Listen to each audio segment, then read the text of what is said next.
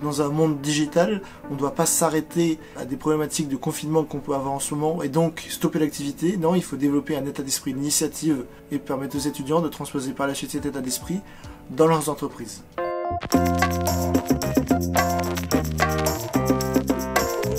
Le Codecamp qui est en cours, c'est le Mobile Camp. Donc l'idée pour les étudiants, c'est de réaliser des applications mobiles pour les entreprises partenaires qui ont proposé des défis. Notre challenge pour les étudiants, c'est de réaliser une application et son API pour concrétiser notre projet SafeLine. SafeLine, c'est un projet qu'on a monté lors du hackathon Hack Covid-19 le week-end dernier et qui a pour but de limiter la propagation du virus dans les lieux restreints comme les commerces. On espère progresser rapidement sur la réalisation de l'application et envisager un lancement avant le déconfinement.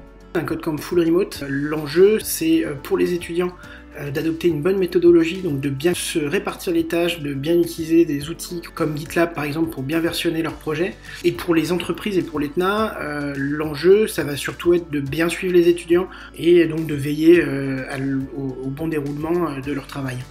Nous attendons des étudiants qu'ils soient capables de produire une première version de notre application mobile et quand bien même ils ne peuvent peut-être pas avoir accès à toutes les ressources qu'ils pourraient avoir. Les étudiants vont comme ça acquérir des notions d'agilité, de flexibilité et d'adaptation de leur environnement de travail pour pouvoir livrer au mieux le client dans les mêmes délais et avec les mêmes consignes.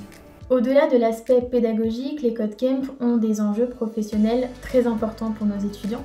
Le challenge, c'est de créer du lien entre les entreprises et les étudiants, bien que nous soyons finalement chacun chez soi, car à l'issue des Codecamp, nos étudiants peuvent décrocher un stage ou une alternance et c'est important de pouvoir conserver ces opportunités.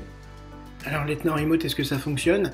C'est un peu notre cœur de métier finalement, et donc particulièrement sur ces périodes difficiles où il faut se mobiliser, eh bien on y arrive effectivement avec les bons outils, et puis la bonne volonté que ce soit des équipes, mais également surtout des étudiants.